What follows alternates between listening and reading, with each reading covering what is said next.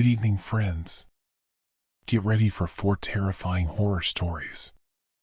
Before we begin, I want to know, where are you listening from and what time is it there? Tell me in the comments. Don't forget to subscribe to the channel and leave a like. We're on a mission to reach 1,000 subscribers. Now, without further delay, turn off the lights, adjust the volume, and let's go straight into the fear.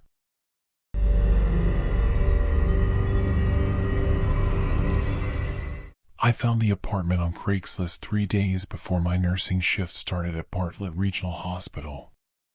Juneau's rental market is a nightmare, glaciers and mountains boxed in the city so tight that finding affordable housing felt like winning the lottery.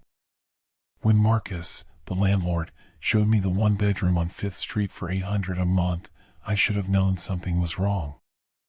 But I was desperate, sleeping on my cousin's couch in Douglas, and the place seemed perfect. Hardwood floors, a view of the Gastineau Channel, radiators that actually worked. The bedroom had this odd chemical smell, like paint thinner mixed with something organic and rotten, but Marcus said the previous tenant had been into art projects. The scratches appeared on my 3rd night. I'd just finished a double shift, 16 hours of catheters, bed sores, and a violent psych patient who tried to bite through his restraints. I collapsed into bed around 2 a.m., my scrubs still reeking of antiseptic and that particular stench hospitals have, the one that clings to your hair and skin no matter how many times you shower. I was half asleep when my bedside lamp flickered. Not the smooth dimming of a dying bulb, but a deliberate strobe effect. On. Off. On. Off. I sat up, heart hammering against my ribs. That's when I saw them. Carved into the wall behind my headboard, rough gouges in the drywall forming letters, "He comes at night." My breath caught in my throat. The scratches were deep, violent, like someone had clawed through the paint with their fingernails until they bled.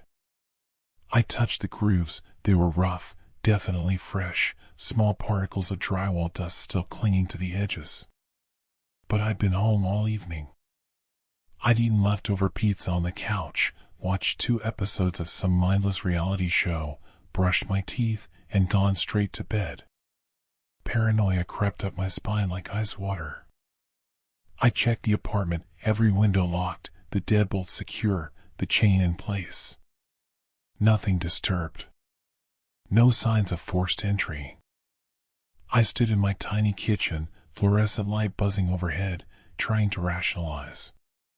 Maybe the previous tenant had carved those words and Marcus's cheap paint job had started peeling, revealing them. Maybe I was exhausted, hallucinating from sleep deprivation. Nurses see things sometimes, shadows at the edge of vision after too many night shifts. I took half an Ambien and tried to sleep. The next morning, sunlight streaming through the blinds, the words looked different. Less menacing. Definitely old damage, I convinced myself. I texted Marcus about patching the wall. He replied with a thumbs up emoji and nothing else. But things got stranger. I'd come home to find cabinet doors open. Just slightly, like someone had been looking for something and forgotten to close them properly. The bathroom mirror fogged up when I hadn't showered. Wet footprints appeared on the tile, size 11 men's boots, far too large to be mine, leading from the bathroom to my bedroom closet, then vanishing. I started documenting everything. Photos on my phone. Notes with timestamps. June 14th, 3:47 p.m., kitchen faucet running, scalding hot. I never left it on. June 16th, 11:23 p.m., all my shampoo bottles lined up on the bathroom counter in a perfect row. June 18th, 2:15 a.m., woke to the sound of the floorboards creaking in the hallway, rhythmic, like footsteps pacing back and forth. My coworkers noticed I looked like hell. Dark circles carved into my face, hands trembling when I tried to start IVs. I told them I wasn't sleeping well, new apartment jitters. They recommended melatonin, white noise machines, therapy apps. Nobody suggested my apartment might be haunted because we were medical professionals, and medical professionals don't believe in ghosts. But I was starting to. The rational part of my brain, the part trained to diagnose based on evidence and symptoms, kept insisting this was psychological. Carbon monoxide poisoning could cause hallucinations. I bought a detector, placed it in every room. All clear. Toxic mold? I searched every corner with a flashlight, finding nothing but ordinary dust and the desiccated corpse of a spider. Maybe I was having a psychotic break. Schizophrenia sometimes emerged in your 20s. I made an appointment with a psychiatrist 3 weeks out. Then I found the hair. I'd been dumping my bathroom trash when I saw it at the bottom of the bin, coiled like a snake, a long strand of my own auburn hair knotted around a small piece of paper. My fingers shook as I pulled it out. The paper had my work schedule written in handwriting that wasn't mine. Obsessive, tiny letters documenting every shift I'd worked that month, including the ones I picked up last minute. Terror slithered through my gut. Someone had been in my apartment. Someone had been watching me closely enough to know my schedule, to take my hair, to leave messages. I called the police. Officer Davies arrived within an hour, a tired-looking woman in her 40s with the particular weariness of someone who'd worked Juneau streets too long.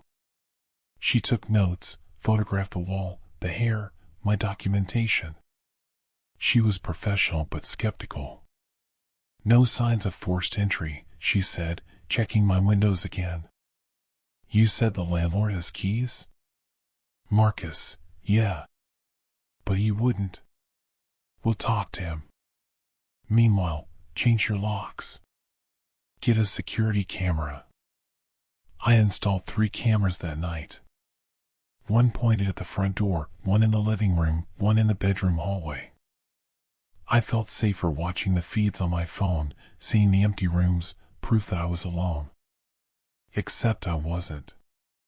It happened on a Tuesday night, pouring rain hammering against the windows, that uniquely Alaskan darkness that felt suffocating even in summer. I was reviewing my camera footage from the previous night when I saw it, a flicker of movement in the bedroom hallway at 3:47 a.m. I rewound, watched again. The closet door, previously closed, swung open. Just a crack. Then a shadow, barely visible, something moving inside the frame. My apartment didn't have a bedroom hallway. My bedroom had one closet, facing the bed. I stared at my phone, then at the actual closet across from me.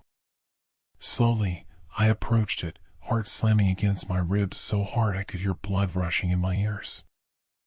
I threw the door open, ready for anything, an intruder, a rat, something to explain the footage. The closet was normal. My clothes hanging on plastic hangers, my shoes lined up below, a storage box on the shelf above. But the back wall sounded hollow when I knocked. I started pulling clothes out frantically, throwing them on the bed. The closet was only 4 feet deep, but the apartment's layout suggested it should extend further.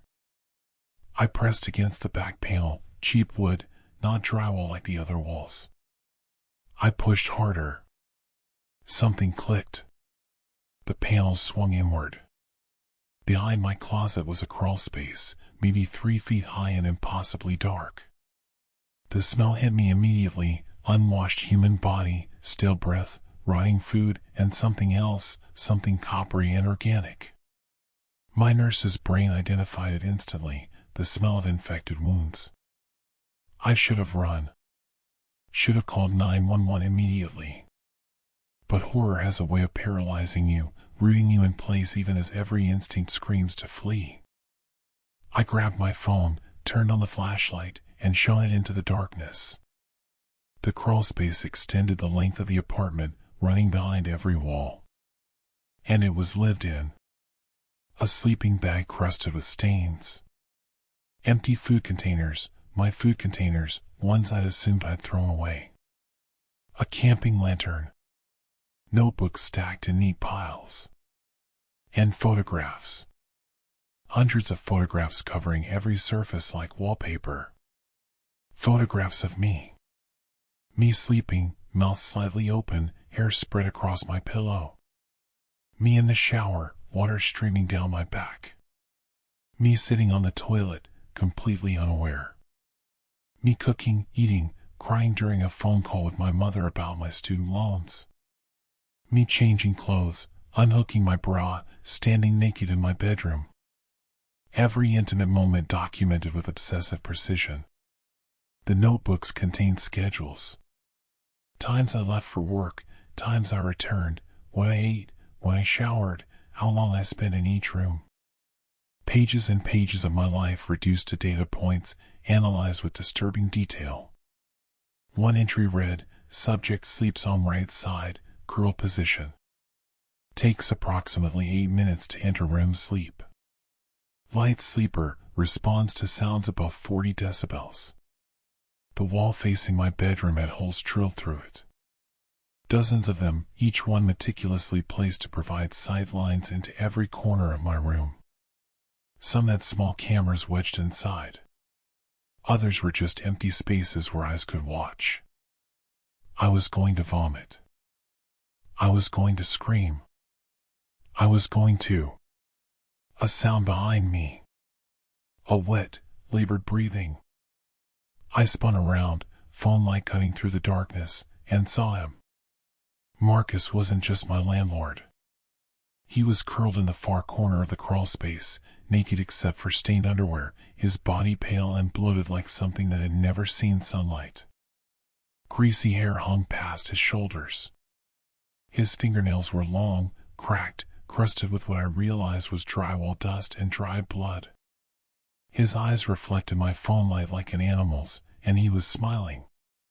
"You found me," he whispered, voice hoarse from disuse. "I knew you would eventually. You're so smart. That's why I chose you." I ran. Threw myself backward out of the closet, scrambled across my bedroom, grabbed my keys and phone. He was crawling after me, moving with horrifying speed through the small space, emerging from the closet like some nightmare creature being born. I made it to the front door, fumbled with the deadbolt, heard him behind me, his breathing so close I could feel it on my neck. The door opened and I ran into the hallway, screaming, pounding on my neighbor's door. An elderly man named Jim opened it, confused and frightened by my hysteria. I called 911, sobbing, barely coherent. The police found Marcus trying to escape through a crawlspace entrance in the building's basement. He'd been living in the walls for 8 months, moving between units, but mine was his favorite. They found similar setups in 3 other apartments, observation holes, cameras, stolen personal items. Most horrifying were the earlier notebooks documenting 6 previous tenants, all women, all young, all on where they'd been living with someone behind their walls. The apartment building was condemned. Turned out Marcus didn't just own the unit, he owned the entire building and had designed it specifically for this purpose. Hidden passages ran through every wall like a rat's maze. The architectural plans he'd filed with the city were fraudulent, showing normal apartments without the crawl spaces. They found a 13th notebook in his space, one I missed in my panic. It was labeled with my name and contained detailed plans, sketches of my body, timelines. The final entry, dated 3 days in the future, simply read, Collection Day. Finally. The psychiatrist told me I was experiencing severe PTSD with acute anxiety and dissociative episodes. I couldn't stay in Juneau, every building felt like it had eyes, every wall sounded hollow. I moved back to Seattle, to my parents' house, 31 years old and unable to sleep alone. I underwent cognitive behavioral therapy, EMDR, tried 6 different medications before finding a combination that let me function. But some things never heal properly. I haven't lived alone since. I can't. I sleep with lights on, always. Every apartment I visit, I check the walls, knock on them, listen for hollow sounds. I've walked out of job interviews because the office walls sounded wrong. My partner thinks I'm paranoid, and I am, clinically, according to my diagnosis, but they don't understand. Marcus sends letters from Spring Creek Correctional Center in Seward.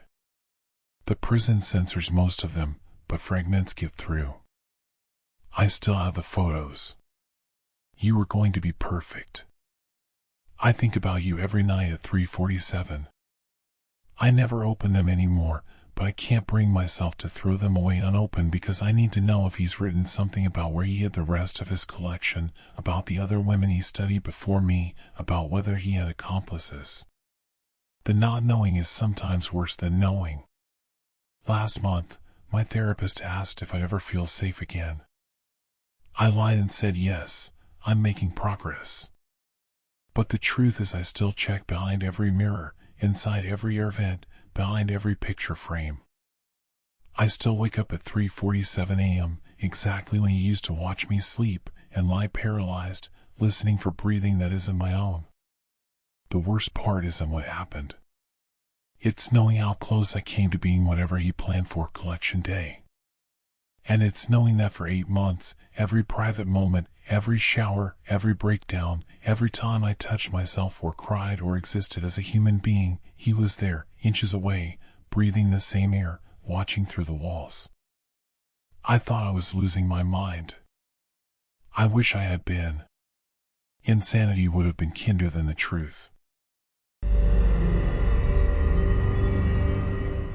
I moved to Nome in late August, when the Alaska summer was already dying.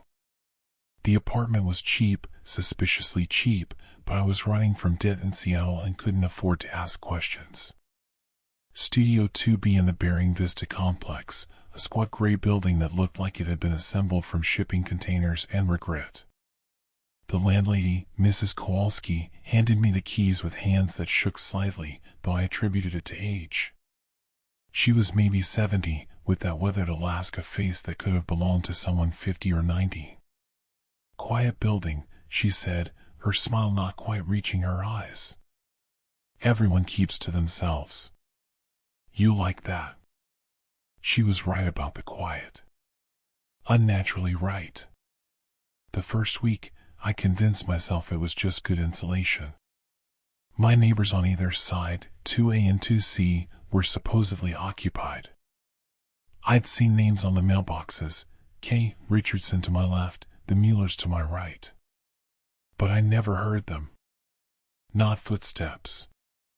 Not television. Not the flush of a toilet or the run of water through pipes. Nothing.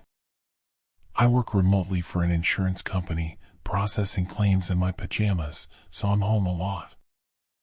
I started paying attention.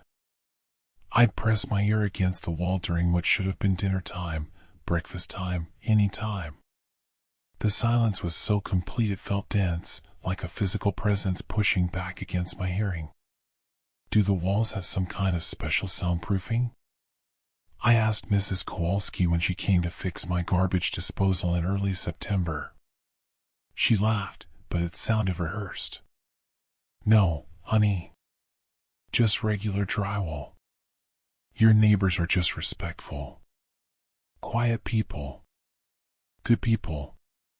Good people who apparently didn't exist. I tested it that night.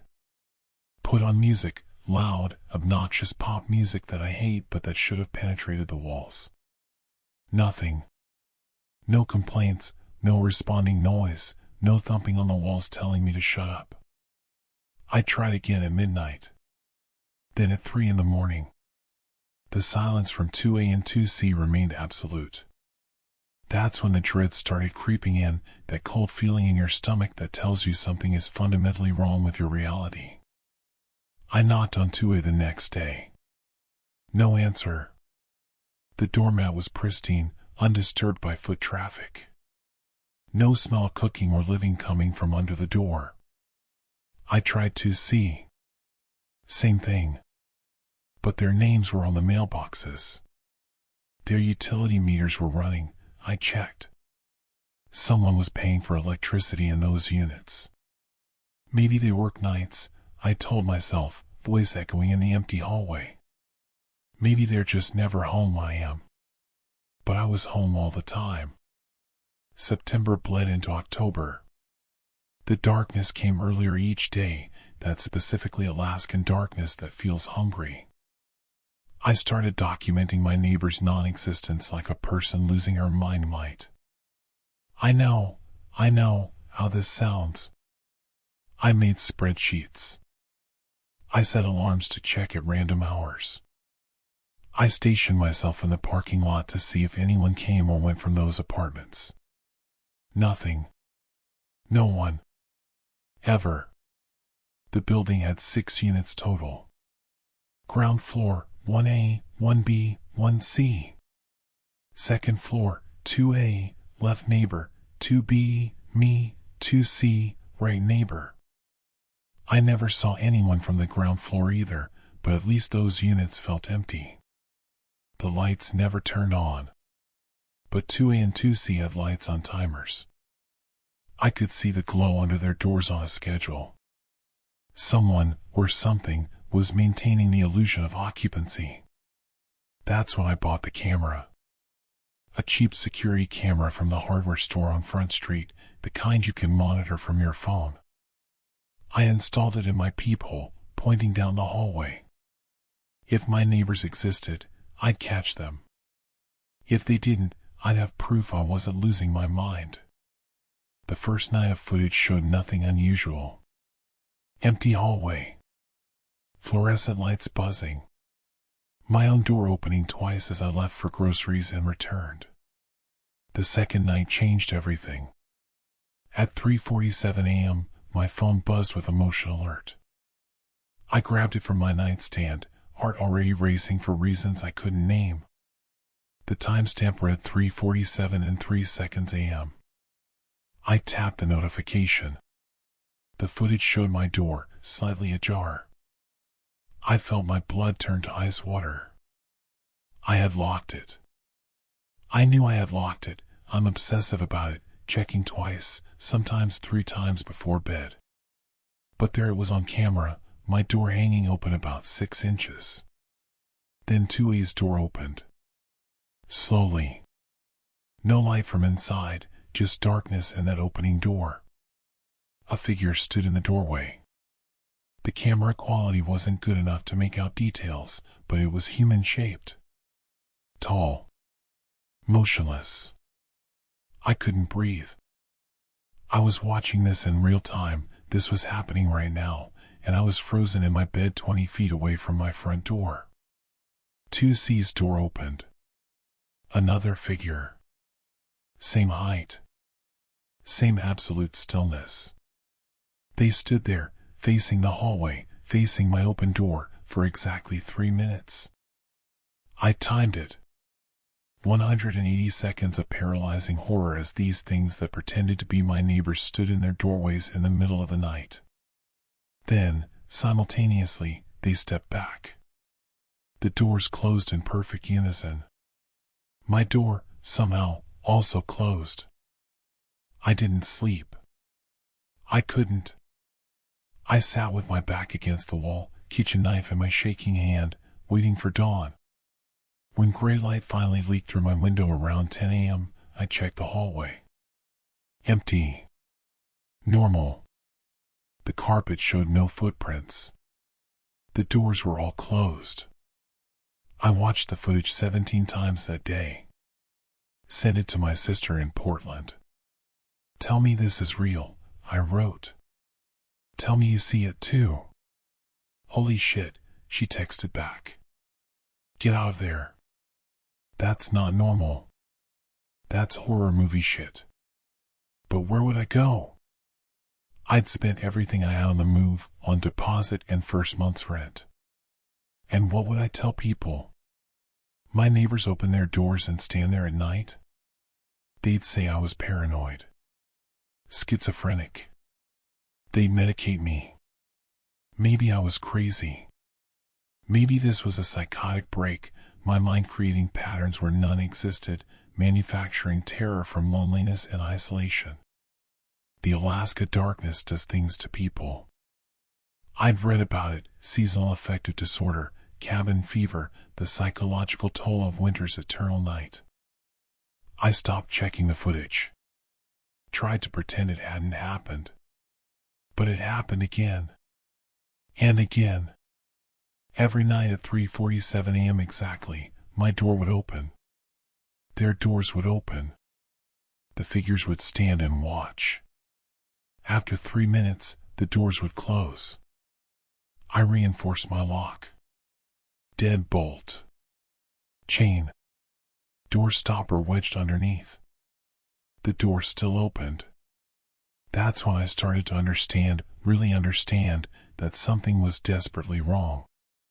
This wasn't ghosts. This wasn't paranormal. Ghosts didn't have precise timing. Ghosts didn't coordinate. This was something else, something worse, something that followed rules I didn't understand. I called Mrs. Kowalski. I need to know who lives in 2A and 2C. Silence on the line. Then, why are you asking? Because I never see them. Because strange things are happening. Because I'm scared and I need to know who I'm living next to. More silence. When she spoke again, her voice was different, flatter, careful.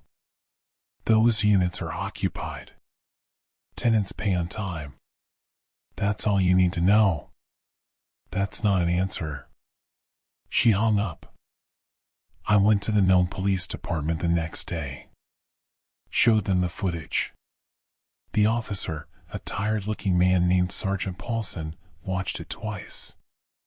You said you locked your door? Yes. Deadbolt. Chain. Everything.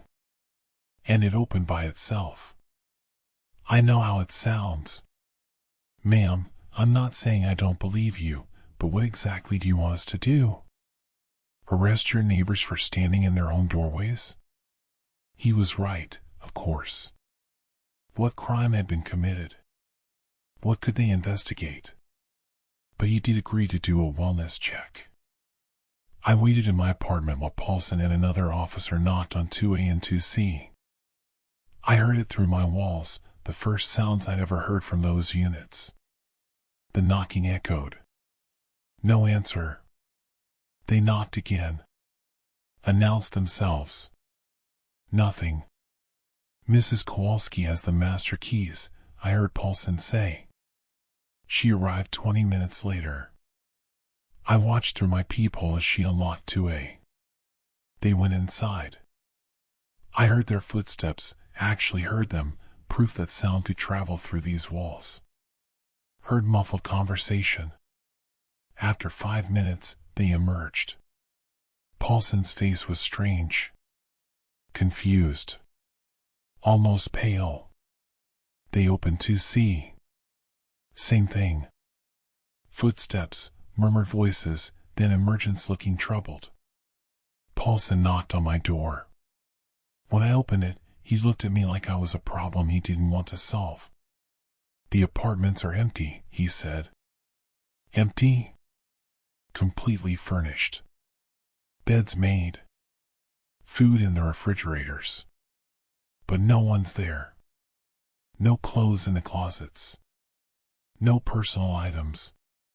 No evidence anyone actually lives there. Mrs. Kowalski stood behind him, her expression unreadable. But the lights, I said. The timers. The electricity bills. Someone's paying the bills, Paulson agreed. But no one's living there. After they left, I sat in my apartment and tried to piece it together. Someone was paying for empty apartments. Someone was setting lights on timers. Someone was opening my door and their doors every night at 3:47 a.m. Why?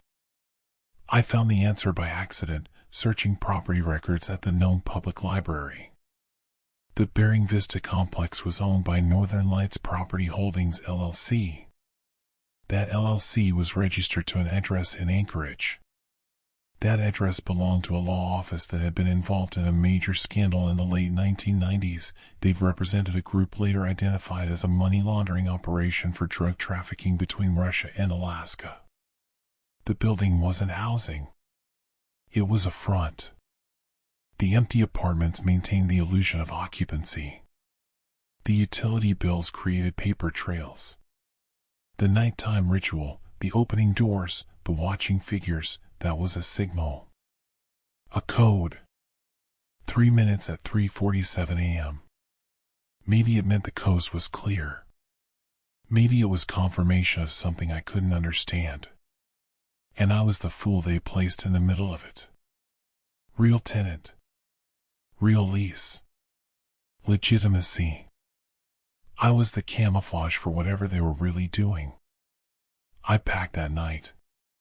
Threw everything I couldn't carry into garbage bags, grabbed my laptop and documents, got in my car.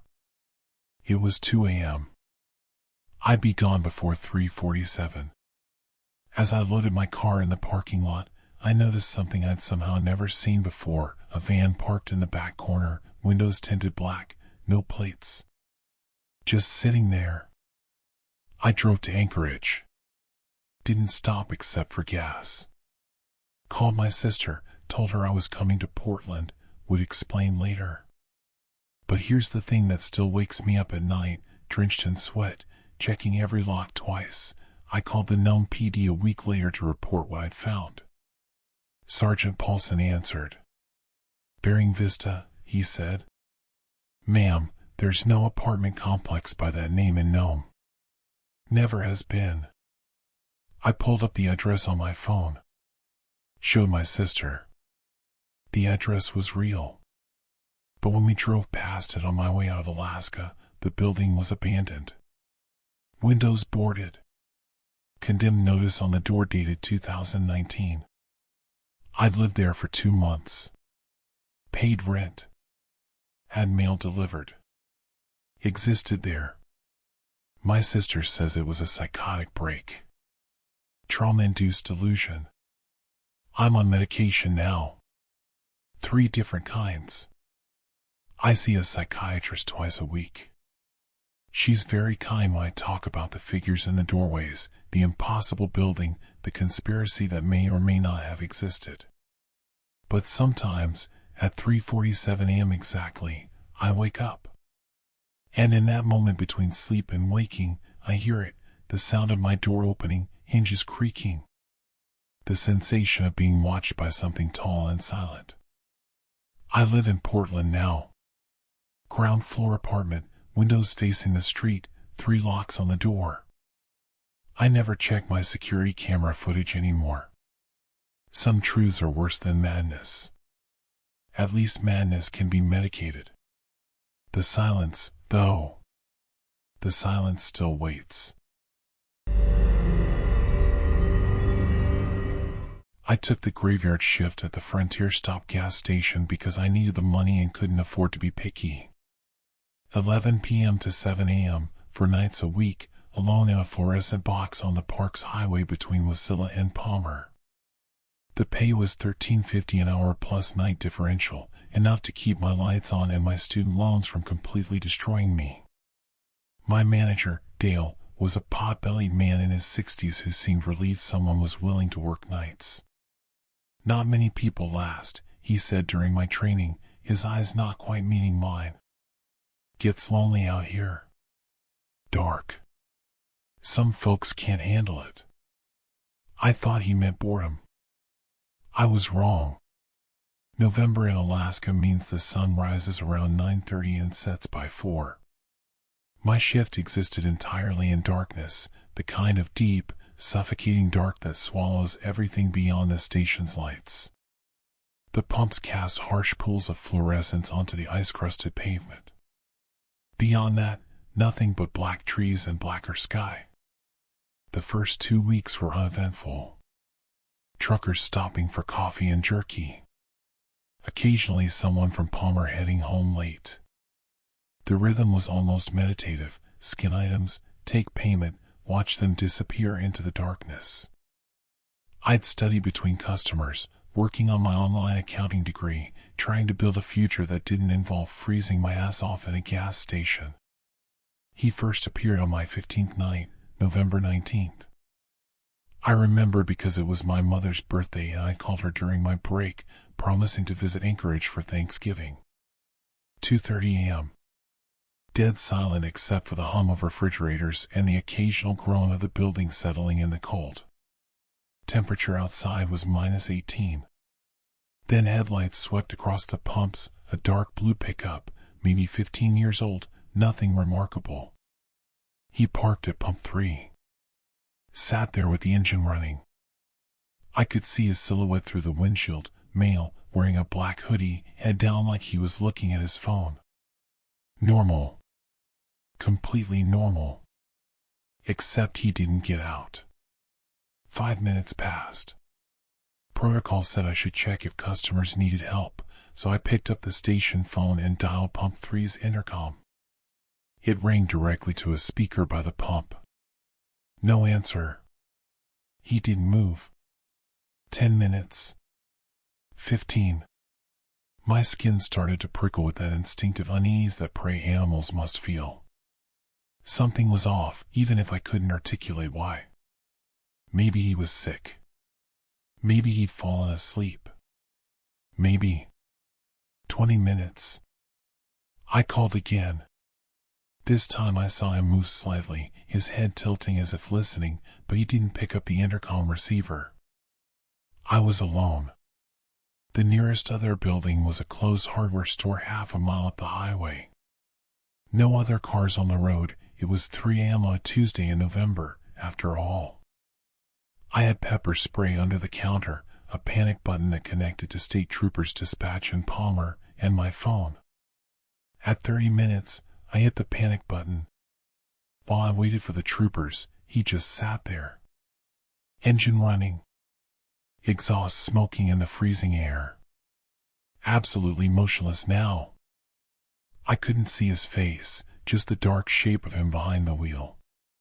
The troopers arrived in 18 minutes, Trooper Holloway and Trooper Chen, both professional and alert despite the hour. I watched from behind the counter as they approached the pickup, flashlights cutting through the darkness. Holloway knocked on the driver's window. No response. Knocked harder. Chen moved to the passenger side, hand near his weapon. Holloway tried the door. It opened. Even from inside the station, I could see their body language change. The way they both stepped back. The way Holloway brought his hand up to his radio. They spent 5 minutes examining the truck, flashlight beams crisscrossing. Then Holloway walked to the station while Chen secured the vehicle. His face was professionally blank, but I'd grown up in Alaska, daughter of a man who'd worked search and rescue. I knew that look. Something was very wrong. The vehicle is empty, he said. Engines running, driver's door unlocked, but there's no one inside. My mouth went dry. That's impossible. I saw him. He's been sitting there for 40 minutes. Ma'am, I believe you saw someone. But they're not there now. Did you check the back? The bed of the truck? We checked everything. There's no one in or around that vehicle. But there was something else. I could see it in the tightness around his eyes. What is it? I asked. What did you find? He hesitated. There's a box on the passenger seat. It has your name on it. The floor seemed to tilt underneath me. My name? How? I don't understand. Neither do I. I need you to come identify it. Tell me if you've seen it before. The walk to pump 3 felt like walking to my own execution. My breath crystallized in the air. My fingers were already going numb despite my gloves. Chen stood by the passenger door, his expression carefully neutral. Inside the truck, on the seat, was a white cardboard box. The kind you'd get from a bakery. Written across the top in black marker, Jessica Marsh. My name. My full name. Have you seen this before? Alloway asked. I shook my head, unable to speak. I need to open it, he said.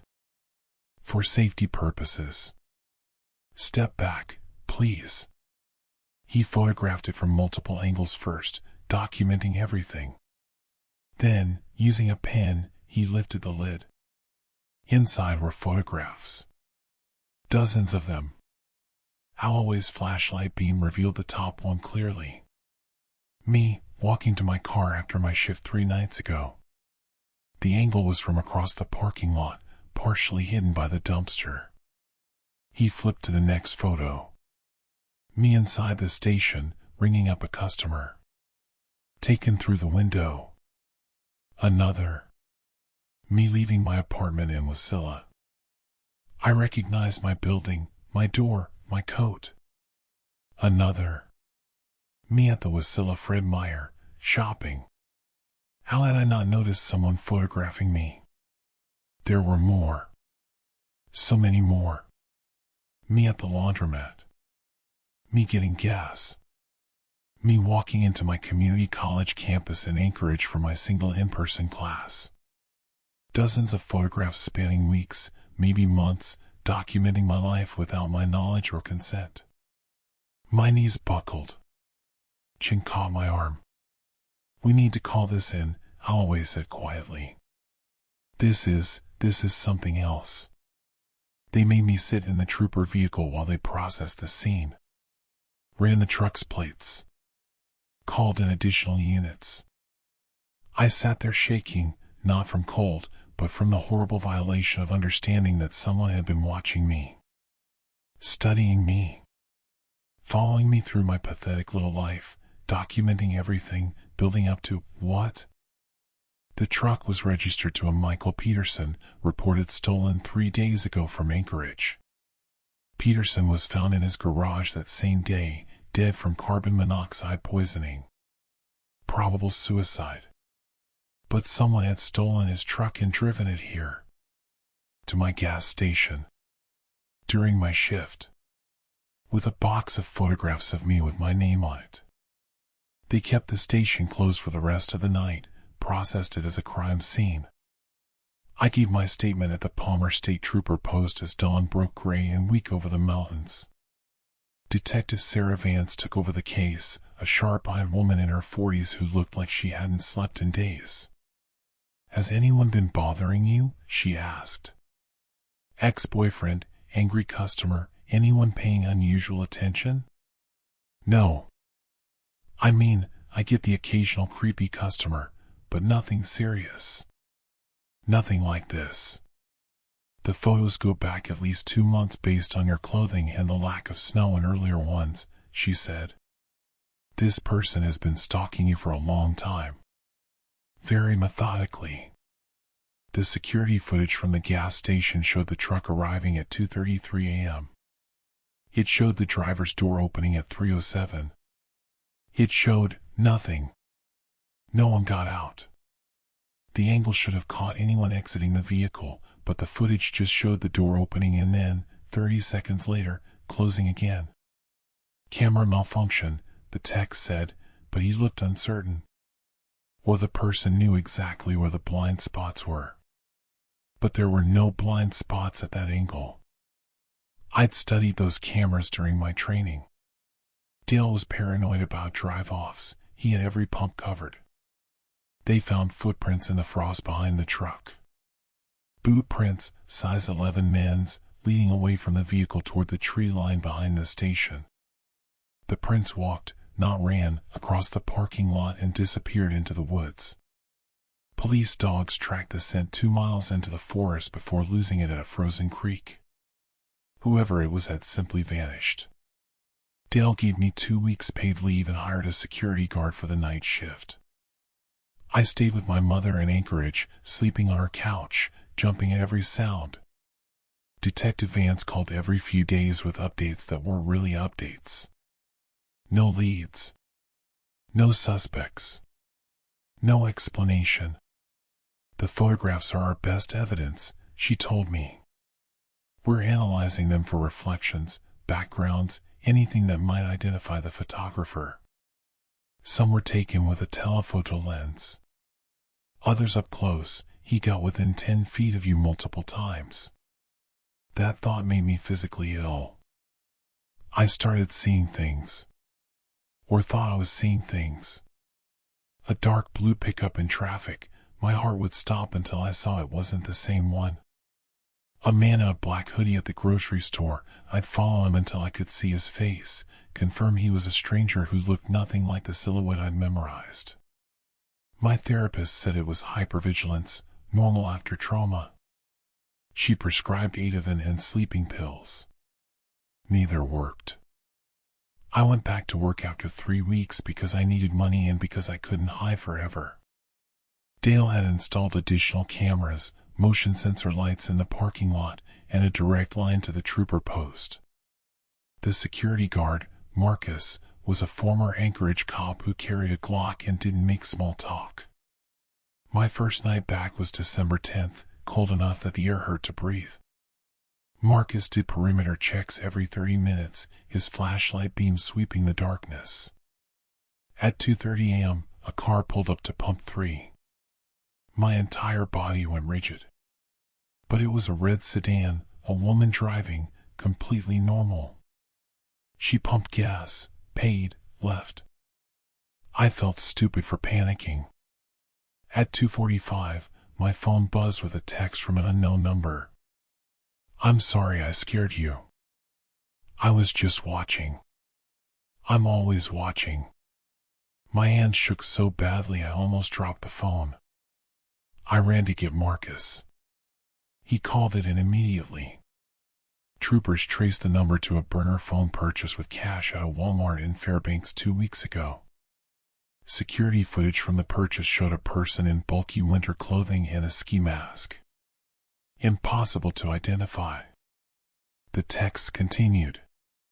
Not every night, but randomly. Sometimes days apart, sometimes multiple in one night. You look tired today. Are you sleeping? I like your blue jacket better than the black one. You're safe as long as you stay aware. The last one chilled me to my core. Stay aware? Aware of what? It implied I was in danger, but I assumed it was he, was somehow protecting me from something worse. Detective Vance brought in FBI specialists. They analyzed the language patterns, the timing, the psychological profile. Obsessive, delusional, potentially dangerous but not immediately violent, they concluded. Classic stalker mentality with savior complex undertones. I quit the gas station. Moved to Palmer, to a building with security doors and cameras. Changed my phone number, my email, my social media settings to maximum privacy. Got a concealed carry permit and a .38 revolver at practice with until my hand stopped shaking while I held it. The text stopped for 3 weeks. I started to believe maybe it was over. Maybe he'd lost interest. Maybe. Then I found the photographs. Not mailed to me. Not left somewhere. They were in my apartment. In my bedroom dresser, tucked under my clothes. 3 new photographs, printed on the same photo paper as the originals. Me in my new apartment. Me in my bedroom. Me sleeping. He'd been inside. While I slept. Had stood over me, photographed me, and left without waking me. The locksmith found no evidence of forced entry. "These locks are good," he said, confused. "No scratches, no pick marks. Whoever got it had a key. But I had the only keys. The landlord swore no one else had copies. I was losing my mind.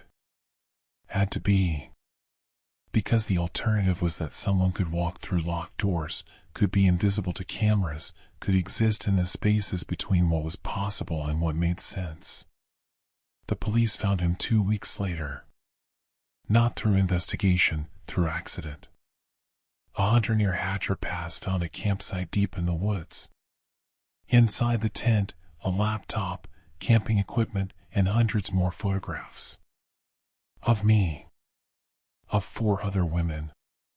A journal detailing surveillance patterns, work schedules, habits.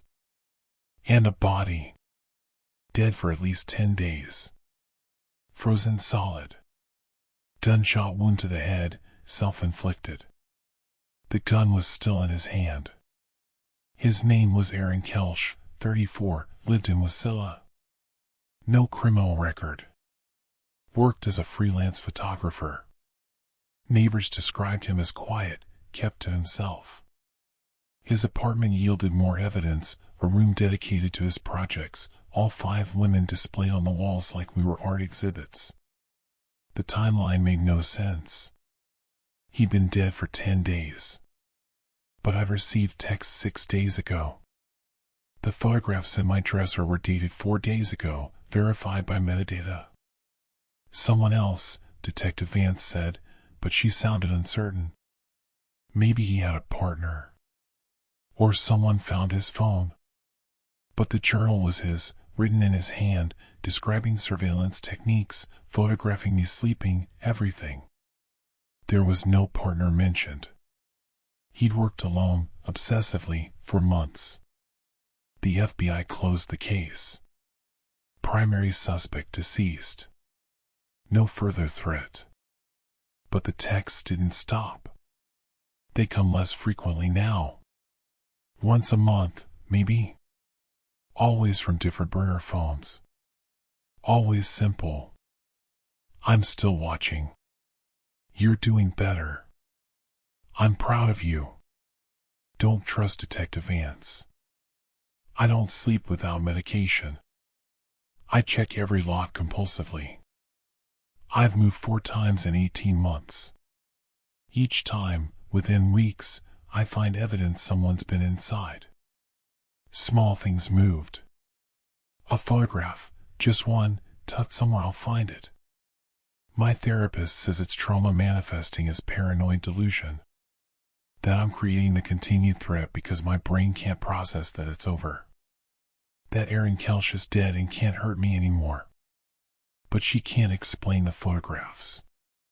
The new ones. The ones showing me in apartments he never knew I moved to, taken after he was already dead and frozen in a tent in the woods. The police think I'm taking them myself and don't remember. Dissociative episodes. A coping mechanism. Maybe they're right.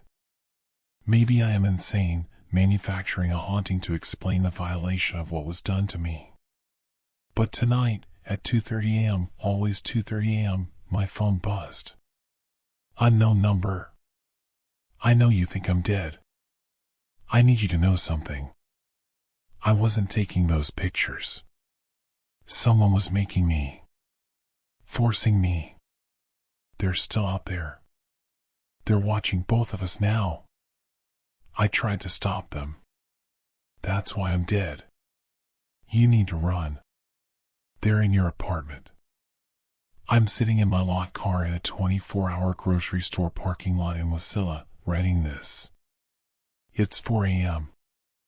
I can't go home. I can't go anywhere. Because when I left my apartment 20 minutes ago, I looked back. Someone was standing in my bedroom window.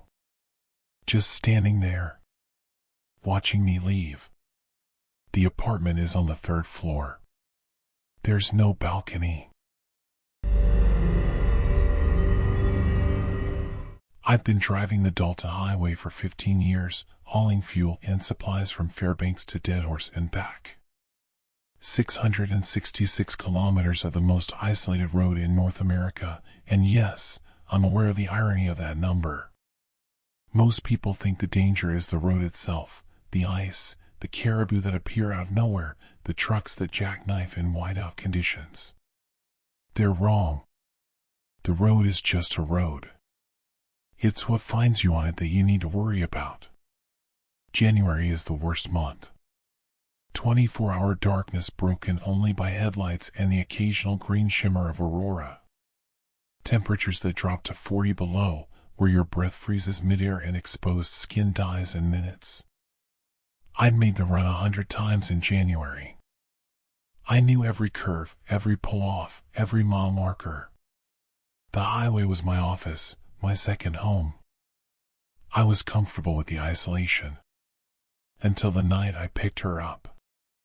It was January 17th, a Thursday. I'd left Fairbanks at 4 p.m. hauling 8,000 gallons of diesel to the oil fields. The run usually takes 12 hours if weather cooperates. That night, a ground blizzard had reduced visibility to maybe 50 feet. My headlights just illuminated swirling white chaos, the road disappearing into nothingness. I was doing 30 miles per hour, gripping the wheel so hard my knuckles ached, when I saw her. Mile marker 340, middle of absolutely nowhere. A figure standing on the shoulder, right at the edge of my headlight reach. Female, I could tell from the shape. Waving both arms above her head in the universal signal for help.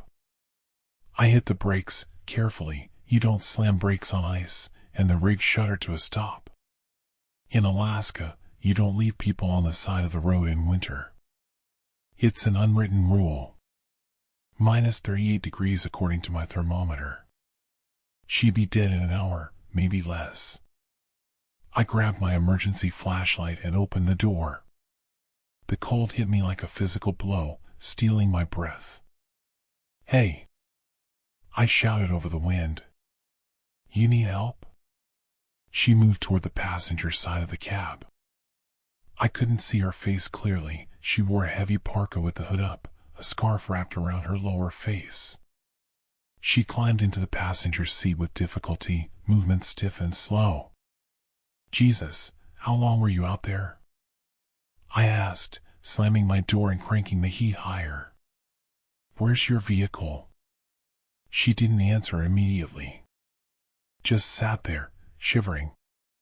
In the dome light, I could see her face was pale, almost gray. Her lips had a bluish tint. Hypothermia, definitely setting in. "I'll get you to the next camp," I said, putting the rig in gear. Coldfoot is about 60 miles north. "They've got medical." "No."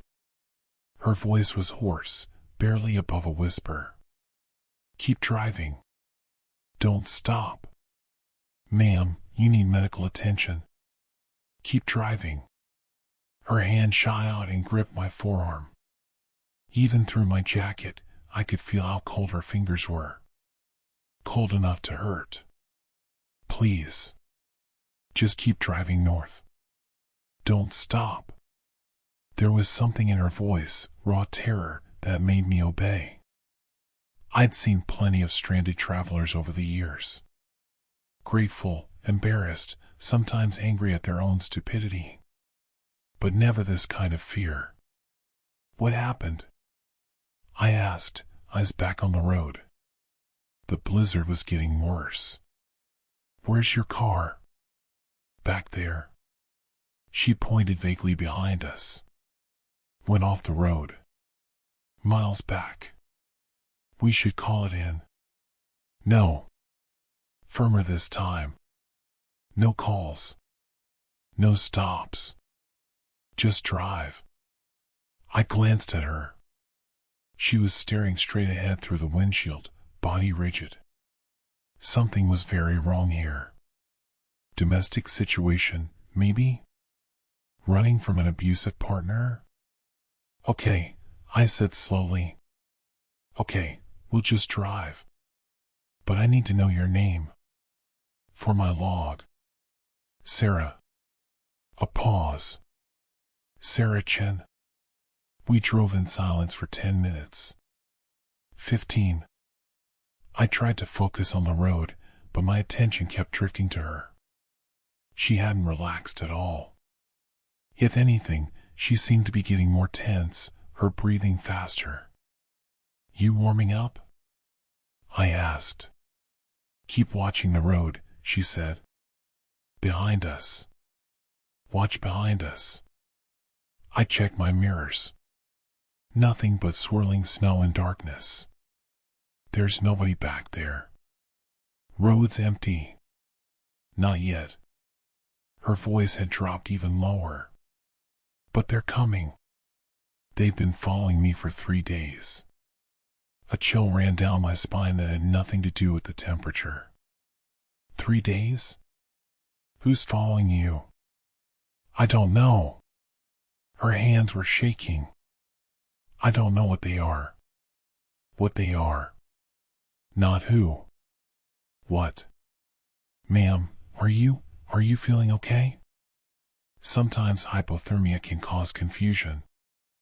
I'm not confused. She turned to look at me for the first time. Her eyes were bloodshot, ringed with dark circles. Eyes that hadn't slept in days. I know how this sounds. I know. But I'm not crazy and I'm not hallucinating. Something has been following me since Fairbanks. Every time I stop, they stop. When I drive, they drive. Always the same distance back. Always watching.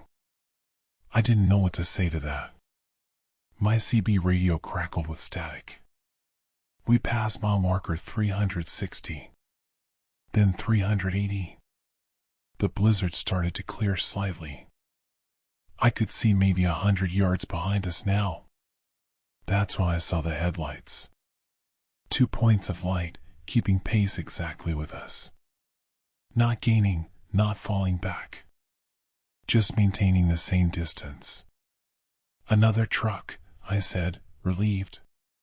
Just another driver. Watch, she whispered. Just watch. I slowed down to 40 miles per hour. The headlights slowed.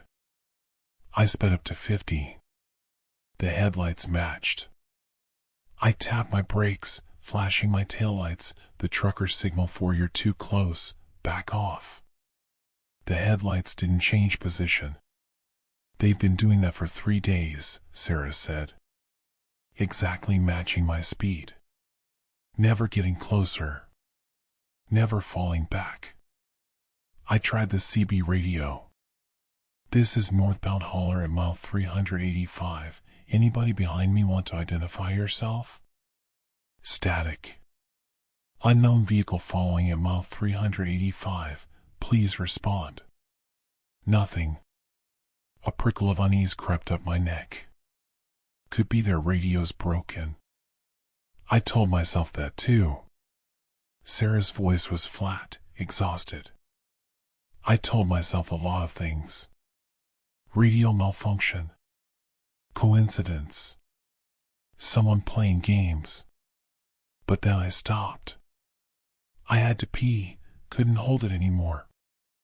I pulled over at mile 220. They pulled over exactly 1 minute later.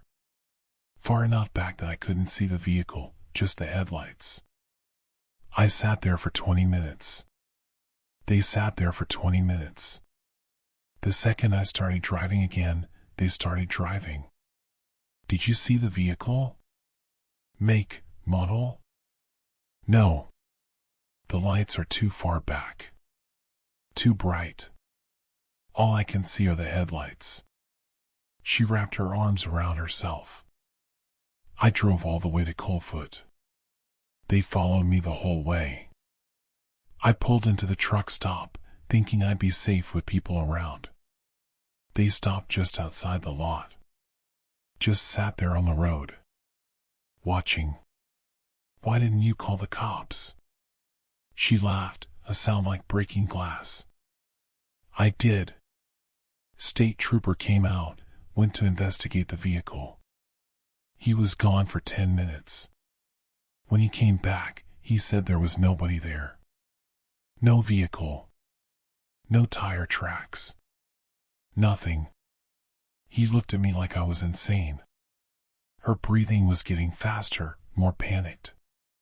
But I could still see the headlights. They were right there. The trooper couldn't see them. He gave me his card, told me to get some rest, and left. The headlights stayed. I checked my mirrors again. The lights were still there. Steady. unwavering. I started driving again, Sarah continued. Made it another 30 miles before my car died. Engine just quit. I tried everything, it was dead. I was getting ready to walk back to Coldfoot when the headlights started moving closer. Not fast. Slow. Deliberately. Getting closer inch by inch. That's when you started walking? I ran. Left everything in the car and ran into the blizzard. I don't even know how far. I just knew I had to get away from those lights. She was crying now, tears streaming down her face. And then you stopped. And I thought maybe if I was in another vehicle, they wouldn't follow. Maybe they were attached to my car somehow.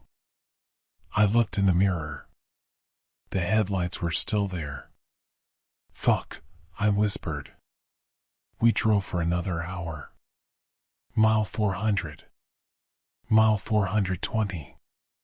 The headlights never changed position. I tried everything Sarah had tried. Speeding up. Slowing down. Tapping my brakes. At mile 440, I pulled a dangerous maneuver, a sudden stop and reversal, backing up to see if I could catch up to them, see what kind of vehicle it was. The headlights stopped immediately. When I backed up, they backed up, maintaining that exact distance. I never got close enough to see anything beyond the lights. What the fuck is this? My voice came out higher than intended. What the actual fuck? I don't know. Sarah's voice was hollow. I've stopped asking why. I just wanted to stop. Mile 460. We were 2 hours from Dead Horse. I was starting to feel it too, that creeping, suffocating dread. The sense of being haunted by something that defied explanation. The lights weren't aggressive. They didn't try to run us off the road or overtake us. They just followed. Relentless. Inevitable. I need to stop for fuel in Dead Horse, I said. What happens when we stop? I don't know. I never made it this far. Mile 480. The landscape outside was completely barren. No trees, just tundra and darkness. The aurora flickered overhead, casting everything in sickly green light. That's when Sarah grabbed my arm again. Oh God. Oh God, there's more. I looked in the passenger side mirror. She was right. 2 more sets of headlights had appeared, flanking the original pair. All maintaining the same distance. All perfectly synchronized. This isn't happening, I said. This isn't real. We're hallucinating. Carbon monoxide in the cab or... It's real. Sarah's fingernails dug into my arm. It's real and they're multiplying and we're almost out of road. She was right. The Dalton Highway ends at Dead Horse. After that, there's nowhere to go. We'd be trapped. Mile 500. 6 sets of headlights now. Mile 520. 8. My hands were shaking on the wheel. Sarah, what did you do? Why are they following you? I don't know. I'm just a nurse from Fairbanks. I was driving to Dead Horse for a temp job at the medical clinic. I didn't do anything. Mile 540. 12 sets of headlights. I was hyperventilating. The cab felt too small, too hot. I cranked down my window, let the frigid air blast my face. I needed to think. Needed to. Sarah screamed. I looked at her. She was pointing at the passenger side mirror, her face white with terror. In the mirror, I could see the headlights. All of them. But now, in the aurora's green glow, I could see something else. There were no vehicles. The headlights were there, bright and real. But there was nothing behind them. No trucks. No cars. Just headlights floating in the darkness, like the eyes of something massive and invisible stalking us through the Arctic night. Where are they? Sarah was sobbing. Where are they? Mile 560. 20 headlights. The pattern was forming a semicircle behind us, hurting us forward. That's when I understood. They weren't following Sarah. They were following something in her. Something she picked up or been exposed to. And when I stopped for her, it transferred to me too. We were both contaminated now. Both marked. Your car, I said, my voice shaking. Where exactly did it die? What mile marker? I don't know. 340? Maybe 345? What's at mile 340? I was shouting now. What's there? Nothing. Just road. She stopped. Wait. There was a turn off. A road leading west. It was marked with some kind of symbol, but I couldn't read it. It was old, faded. Mile 580. The outskirts of Dead Horse. The lights of the settlement glowed ahead. Behind us, 30 headlights. I grabbed my phone. No signal, hadn't had signal for hours. The CB was nothing but static. We were completely isolated. When we stop, I said, they're going to do something. Whatever they've been waiting for, it'll happen when we stop. Then don't stop. I have to. End of the road.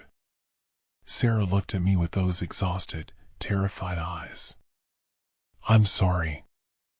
I'm so sorry I dragged you into this. Mile 584. Last mile. The headlights had stopped multiplying. They just followed, patient and inevitable.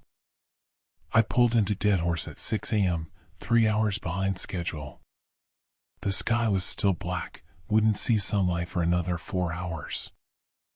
I stopped in front of the main operations building, where lights blazed and people moved around inside. In my mirrors, the headlights stopped at the edge of the settlement. All of them. Just sitting there. Waiting. Maybe if we stay in populated areas, I started to say. Sarah opened her door and stepped out into the -40 air. She turned to look at me, and I saw acceptance on her face. Resignation. It won't matter, she said. They're patient. They'll wait. And eventually, we'll have to leave. Or we'll fall asleep. Or they'll just come anyway. Sarah, wait. She closed the door and started walking. Not toward the building. Toward the headlights. Sarah. I jumped out of the cab. The cold hit me like a hammer. Sarah, stop. She kept walking. The headlights began to move. Slowly at first, then faster. Converging. I ran after her, my boots slipping on ice. Sarah. She stopped and turned. Smiled sadly. Tell them I didn't crash. Tell them it wasn't an accident. Tell them something was on the road. The headlights reached her. I was 20 feet away when they converged, overlapping, becoming one brilliant point of light so bright I had to shield my eyes. When the light faded, she was gone. No body. No clothes. No evidence she'd ever existed. Just empty tundra and the fading afterimage of lights burned into my retinas.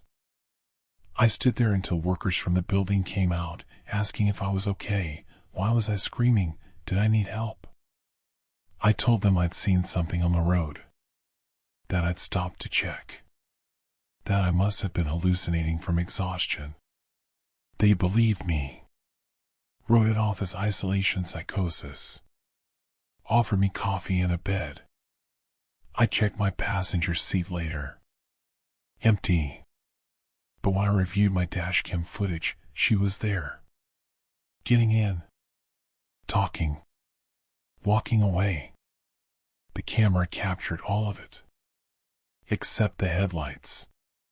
The camera showed nothing behind us. Just empty road.